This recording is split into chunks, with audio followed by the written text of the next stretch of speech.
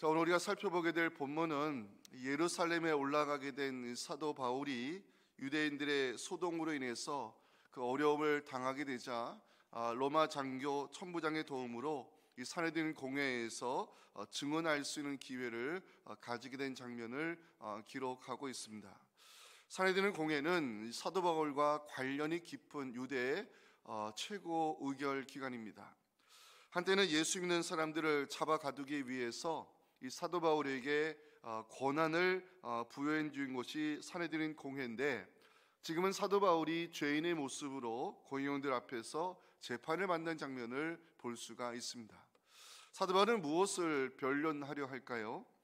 자신은 하나님 앞에 부끄러움 없는 사람임을 전하려고 노력하고 있습니다. 1절 보시면 바울이 공회를 주목하여 이르되, 여러분 형제들아, 오늘까지 나는 범사에 양심을 따라 하나님을 섬겼다고 고백합니다.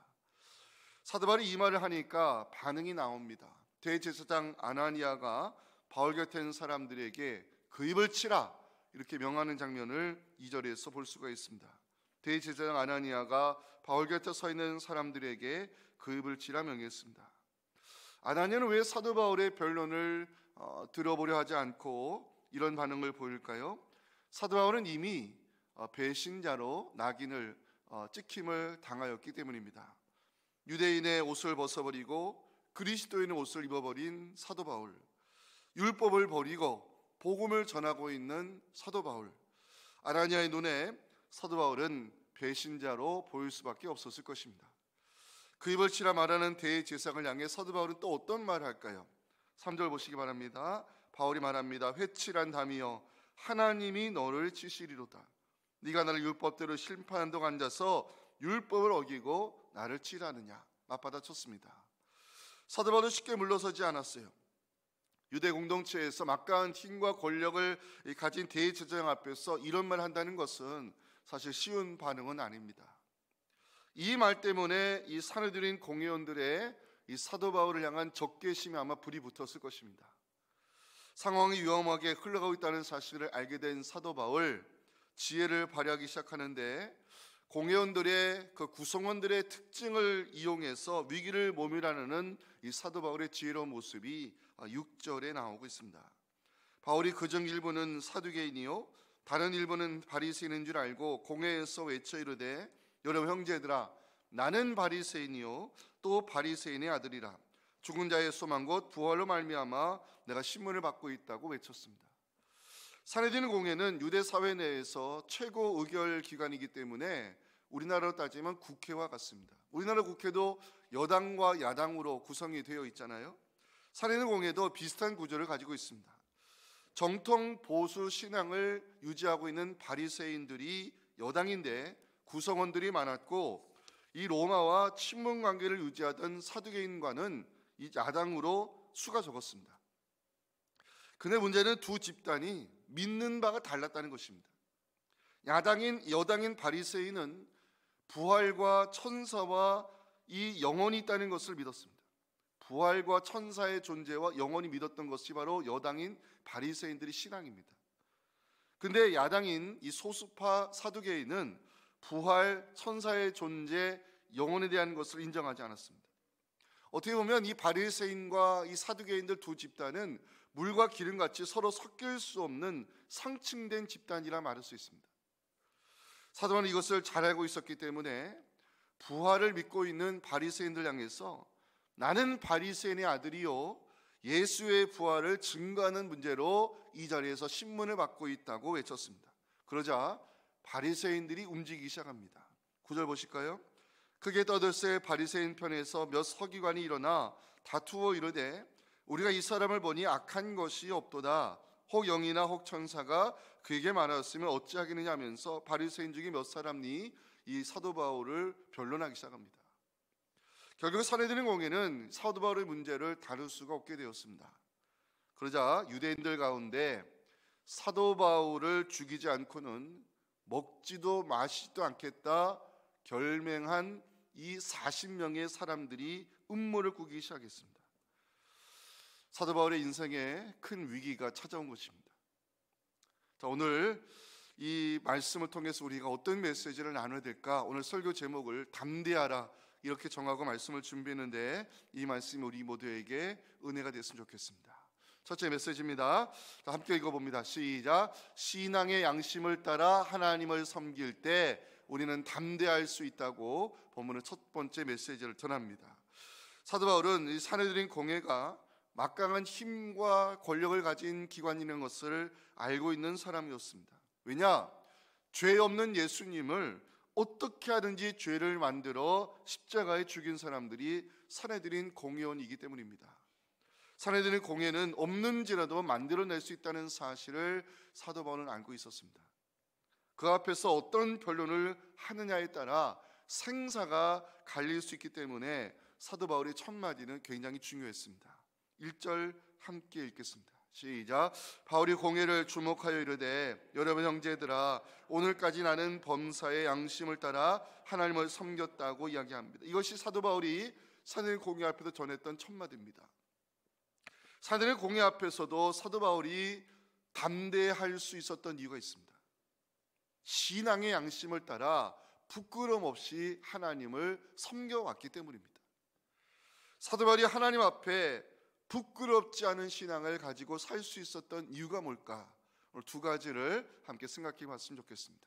첫째는 코람데오 의식입니다. 하나님 앞에 서 있다는 이 코람데오 의식, 사도 바울의 신앙이었습니다. 죄로 가득한 세상 속에서 신앙의 양심을 지키며 하나님을 부끄러움 없이 섬긴다, 말처럼 쉬운 거 아닙니다. 하지만 이것을 가능하게 만드는 것이 있습니다. 하나님 앞에 내가 살아가고 있다는, 하나님 앞에 내가 서 있다는 이 코람데오 의식을 우리가 놓치지 아니하면요, 우리는 세상과 타협하지 아니하고 신앙의 양심을 따라 부끄러움 없이 하나님을 섬길 수 있는 담대한 그리스도인이 될 수가 있는 것입니다. 코람데오 신앙을 가지고 세상과 싸워 믿음으로 승리한 사람이 있습니다. 우리가 알고 있는 다니엘입니다. 다니엘의 믿음을 성경은 어떻게 소개할까요? 다니엘 1장 8절을 여러분들이 주목해 볼 필요가 있습니다. 다니엘은 뜻을 정하여 왕의 음식과 그가 마시는 포도주로 자기를 더럽히지 아니하리라 결심했습니다. 왕의 음식을 먹는다는 것, 세상 사람들이 부러워하는 것입니다. 하지만 다니엘은 결코 그것을 구하지 아니하고 단호하게 거절했습니다. 왜냐하면 다니엘은 하나님 앞에 부끄럼 없이 살기로 뜻을 정하였기 때문입니다. 뜻을 정하여 살아간다는 것, 여기에 믿음의 정도를 걸어가도록 도우시는 성령의 역사가 있습니다. 하나님은 우리가 뜻을 정하여 믿음의 정도를 걸어가는 그리스도인이 되기를 하나님이 기대하고 계십니다. 뜻을 정하여 살아간다는 것 결코 쉬운 선택이 아닙니다. 여기에는 그만한 희생이 따라와야 되고 여기에는 많은 것을 포기해야 됩니다. 근데 여기에 반전의 역사가 있습니다. 뜻을 정하여 살기로 결정한 다니엘에게 어떤 일이 일어났을까요? 다니엘 1장 9절 말씀을 다 함께 읽겠습니다. 시작. 하나님이 다니엘로 하여금 환관장에게 뭐라고요? 은혜와 긍휼을 얻게 하셨다고 성경은 기록합니다. 뜻을 정하여 살아갈 때 하나님은 그 사람에게 은혜를 더하신다는 사실을 믿으시기 바랍니다. 이 죄악된 세상 속에서 뜻을 정하여 살아가는 자가 은혜를 입게 된다는 사실을 경험한 사람이 있습니다. 노아입니다. 창세기 6장 5절부터 8절을 제가 읽어볼 때 우리 마지막 말씀을 주목해 주시기 바랍니다. 여호와께서 사람의 죄악이 세상에 가득함과 그의 마음으로 생각하는 모든 계획이 항상 악할 뿐임을 보시고 땅 위에 사람 지으셨음을 한탄하사 마음에 근심하시고 이르시되 내가 창조한 사람을 내가 지면에서 쓸어버리되 사람으로서 가축과 기는 것과 공중의 새까지 그리하리니 이는 내가 그것들을 지었음을 한탄함이니라 하시니라. 그러나 노아는 여호와께 은혜를 입었다고 성경은 증거하고 있습니다. 뜻을 정하여 살아가도록 돕는 것, 이것이 코람데오 신앙입니다. 하나님 앞에 내가 살아가고 있다는, 하나님 앞에 내가 서 있다는 이 코람데오 의식을 가지고 담대한 믿음으로 세상 속에 살아가는 진정한 믿음의 사람 되실 수 있기를 주님의 이름으로 축원합니다. 어떻게 하면 우리가 하나님 앞에 부끄러움 없는 담대한 믿음의 사람으로 살아갈 수 있을까? 여기에 자기 통제력이 필요합니다. 자기 통제력. 시카고 윌록교회 클릭교회에서 목회하셨던 빌 하베스 목사님 책을 썼죠. 제가 한번 소개한 적이 있는데 여러분들 한번 읽으시면 좋은 도움이 될 것 같아요. 사순절 기간에 아무도 보는 이 없을 때 당신은 누구인가? 이 책의 제목입니다. 아무도 보는 이 없을 때 당신은 누구인가? 그 책에 보면 이런 이야기를 다루고 있어요. 하나님의 뜻대로 살기 위해 그리스도인들에게 무엇이 필요할까? 빌 하베스 목사님은 용기가 필요하다고 그 책에 적어 놓았습니다. 많은 그리스도인들이 신앙의 양심을 속이고 거짓과 부정의 손을 잡고 있습니다. 많은 그리스도인들이 뜻을 정하여 살기보다는 세상의 흐름에 맞추어 살고 있습니다. 왜 그럴까? 용기가 없기 때문입니다. 거짓과 부정의 손을 잡지 않는 거절의 용기, 타협의 손을 뿌리칠 수 있는 거절의 용기. 과연 우리에게 이 거절의 용기가 있는지 사순절 기간 돌아봐야 될 것입니다. 만약 그리스도인들에게 거절의 용기가 있었다면 세상은 달라졌을 것입니다. 세상을 탓하기보다 거절의 용기를 가지고 살아가지 못하는 우리의 비겁함을 이 사순절 기간 회개되지 않을까 생각됩니다. 빌 하베스 목사는 왜 책의 제목을 아무도 보는 이 없을 때 당신은 누구인가 이렇게 정했을까요? 아무도 보는 이 없을 때 우리는 진정 그리스도인으로 살아가고 있는가를 묻기 위함일 것입니다. 아무도 보는 이 없을 때 사람들은 유혹의 손길을 잡아버립니다. 아무도 보는 이 없을 때 뇌물과 청탁의 손을 잡아버립니다. 아무도 보는 이 없을 때 세상과 타협하면서 자신을 합리화시키고 신앙의 양심을 버리면서 입으로는 하나님을 섬긴다 말합니다. 거절의 용기가 없기 때문입니다. 빌 하베스 목사는 그 책에서 그리스도인들이 하나님 뜻대로 살기 위해서는 용기가 필요한데 그 용기를 가리켜서 자기 통제력이라고 설명을 하고 있습니다. 자신을 통제할 수 있는 능력을 가지고 있다면 우리는 거절의 용기를 가지고 살아가는 하나님 앞에 부끄럼 없는 그리스도인이 될 수 있다고 기록을 하고 있습니다. 성령의 9가지 열매 중 첫 번째는 사랑이고 마지막은 절제입니다. 성령의 열매 중 우선순위 되는 열매가 사랑이라면 가장 어려운 열매가 절제라고 해석할 수 있습니다. 절제를 가리켜 영어로 self control, 자신을 제어하시는 통제력이라 말합니다. 그리스에서 사람들은 인생의 선배들이 인생의 후배인 청년들에게 이렇게 말했다고 합니다. 자기 자신을 다스리라고. 자기 자신을 다스릴 줄 모르면 세상의 리더로 설 수 없다면서 때로 자신의 인생에 브레이크를 걸 수 있는 셀프 컨트롤, 자기 통제력이 필요하다고 청년들을 가르쳤다고 합니다. 성경은 절제의 중요성에 대해서 고린도전서 9장 25절에서 말씀하고 있습니다. 우리에게 해당되는 말씀입니다. 함께 읽겠습니다. 이기기를 다투는 자마다 모든 일에 절제하나니 그들은 썩을 승리자의 관을 얻고자 하되 우리는 썩지 아니할 것을 얻고자 하노라. 아멘. 믿는 사람이 신앙의 경주에서 승리하기 위해서는 절제가 필요함을 성경은 말씀합니다. 세상 사람들 자기 하고 싶은 대로 살아갈 때 믿는 우리는 하나님의 부르심에 합당한 삶을 살아야 되는데 여기에 필요한 것이 셀프 컨트롤, 바로 절제입니다. 사순절 기간 우리는 무엇보다 이 절제의 열매를 맺으려고 노력해야 됩니다. 어떻게 하면 우리가 자신을 통제할 수 있는 절제의 열매를 맺을 수 있을까? 저는 갈라디아서 5장 16절에 답이 있다고 믿고 있습니다. 함께 읽겠습니다. 내가 이르노니 너희는 성령을 따라 행하라. 그리하면 육체의 욕심을 이루지 아니할 것이라고 성경은 말씀합니다. 성령을 따라 행하라. 그리하면 육체의 욕심을 이루지 아니하리라. 무엇을 의미할까요? 자, 쉽게 설명을 드리겠습니다. 제가 자주 쓰는 표현이지만 저를 한번 따라 하시면 좋겠습니다. 하나님이 싫어하시는 것을 나도 싫어하고 하나님이 좋아하시는 것을 나도 좋아하면 성령의 열매를 맺을 수 있습니다. 쉽지요? 어렵지 않습니다. 근데 우리는 이것을 거꾸로 합니다. 하나님이 싫어하는 것을 때로 우리는 좋아할 때가 있고, 하나님이 좋아하시는 것을 때로 우리가 하기 싫어할 때가 있습니다. 성령의 열매를 맺지 못하는 이유입니다. 사랑하는 성도 여러분, 어떻게 하면 우리가 하나님 앞에 부끄럽지 않은 담대한 믿음의 사람으로 설 수 있을까요? 1절 말씀이 중요합니다. 바울은 고백합니다. 오늘까지 나는 범사에 신앙의 양심을 따라 하나님을 섬겼다고 담대하게 이야기합니다. 신앙의 양심을 따라 하나님을 섬기기 위해 우리에게 필요한 것이 있습니다. 내가 하나님 앞에 서 있다는 코람데오 의식, 뜻을 정하여 살겠다는 믿음의 결단, 그 믿음의 결단을 이루기 위한 자기 통제력, 그 절제 속에 우리 자신을 세울 때 비로소 우리는 하나님 앞에 부끄러움 없는 담대한 믿음의 사람으로 살아갈 수가 있는 것입니다. 두 번째 메시지, 오늘 설교의 결론입니다. 우리 함께 읽겠습니다. 시작. 고난의 현장에 들려오는 말씀을 붙잡을 때 담대할 수 있다고 오늘 본문을 우리에게 말씀합니다. 자, 사도 바울의 재판이 연기가 됐어요. 위기를 모면했지만 더 큰 위기가 찾아왔습니다. 12절 13절 보실까요?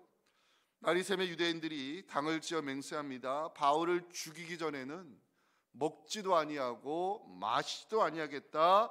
40명이 결사대를 조직했어요. 이거 사도 바울이 모르는 바입니다. 사도 바울 인생의 가장 큰 위기가 다가오는 순간입니다. 그런데 여기에도 반전의 역사가 일어났습니다.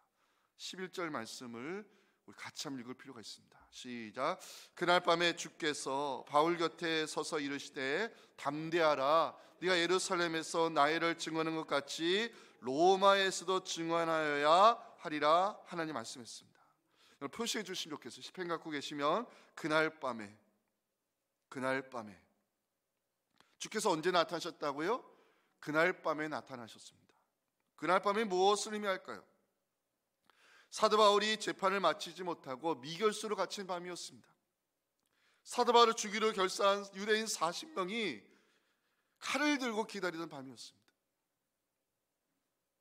내일은 어떤 일이 일어날지 아무도 짐작할 수 없는, 어떻게 보면 사도 바울의 인생에 있어서 가장 힘들고 두려운 밤이었습니다. 근데 그 밤에 주님께서 찾아오셨습니다. 야곱이 야복강가에서 홀로 남아 있던 그 밤에 하나님이 찾아오셨던 것처럼 주님은 인생의 가장 두려운 밤을 보내고 있던 사도 바울을 그때 찾아가셨습니다. 11절 다시 보십니다. 그날 밤에 주께서 바울 곁에 서서 말씀했습니다. 이 서서란 단어를 제가 찾아봤습니다. 곁에 서서, 이게 무슨 뜻인지 아십니까? 멈추어 서다는 뜻입니다. 멈추어 서다. 주님께서 모든 일을 멈추시고 사도 바울 곁에 찾아오셔서 위로가 되시는 말씀을 주셨다는 것입니다. 사랑하는 성도 여러분, 때로 우리 인생을 살아가다 보면 참 두렵고 외롭고 견디기 힘든 밤을 보낼 때가 있습니다. 그때가 주님이 모든 일을 멈추시고 우리 곁에 다가오는 시간임을 믿으시기 바랍니다. 광야에 홀로 남아 힘든 시간을 보내고 있는 야곱에게 하나님 그 밤에 찾아가 말씀하셨습니다. 내가 너와 함께 할 것이다.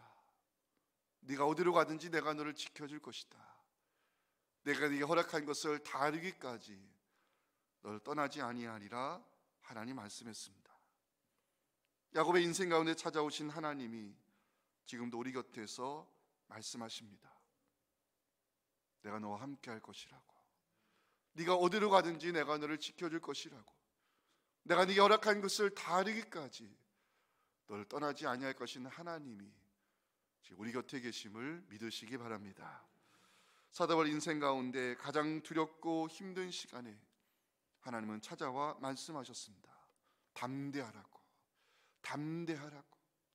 네가 예루살렘에서 예수를 증언한 것 같이 로마에서도 나를 증언할 것이라고. 그 길을 내가 열어줄 것이고 그 길을 내가 지켜줄 것이라고. 그러니 담대하라고 주님 말씀했습니다. 담대하라, 이 단어를 찾아봤습니다.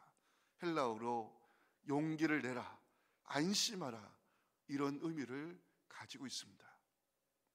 네가 지금은 비록 갇혀 있지만 로마에 갔어도 복음을 전할 수 있도록 내가 그 길을 열어줄 것이니 안심하라, 주님 말씀했습니다.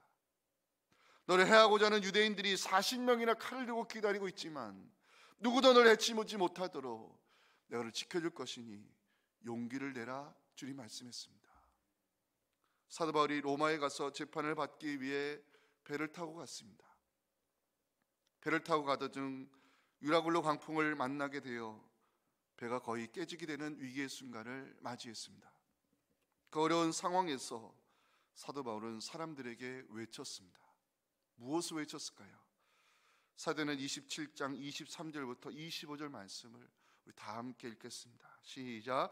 내가 속한 바 그리고 내가 섬기는 하나님의 사자가 어젯밤에 내 곁에 서서 말하되 바울아 두려워하지 말라. 네가 가이사 앞에 서야겠고 또 하나님께서 너와 함께 항의하는 자를 다 내게 주셨다 하였으니 그러므로 여러분이여 안심하라. 나는 내게 말씀하신 그대로 되리라고 하나님을 믿노라. 아멘. 사도 바울이 담대할 수 있었던 이유, 고난의 현장에서 들려오는 하나님의 말씀을 붙잡았기 때문입니다. 이 시간 하나님께서 우리에게 말씀하십니다. 담대하라고, 두려워하지 말라고, 안심하라고, 용기를 내라고.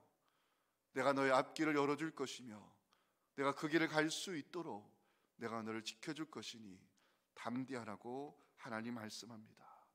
그 하나님이 지금 우리 곁에 계심을 여러분들 믿으시면서 내가 가고자 하는 그 길 속에 하나님 우리와 함께 동행하심을 여러분들 확신하면서 담대한 믿음으로 세상 속에서도 승리하는 여러분들의 귀한 인생 될 수 있기를 주님의 이름으로 축복합니다. 지금은 우리 구주 예수님의 은혜와 우리의 예배를 통해 영광 거두실 하나님 아버지의 크신 사랑과 성령의 교통하심이 오해 주신 이 말씀을 가지고 다시 한번 기도의 자리로 나아가 하나님 앞에 부끄러움없는 신앙인으로 살기를 다짐하며 다시 한번 뜻을 정하여 이 믿음의 길을 걷기 원하는 우리 사랑하는 성도들의 이 귀한 기도 제목들과 우리 자녀들의 이 예배 현장과 또 내 거룩한 주일 예배 위에 지금부터 영원토록 함께 하시기를 간절히 축원하옵나이다. 아멘.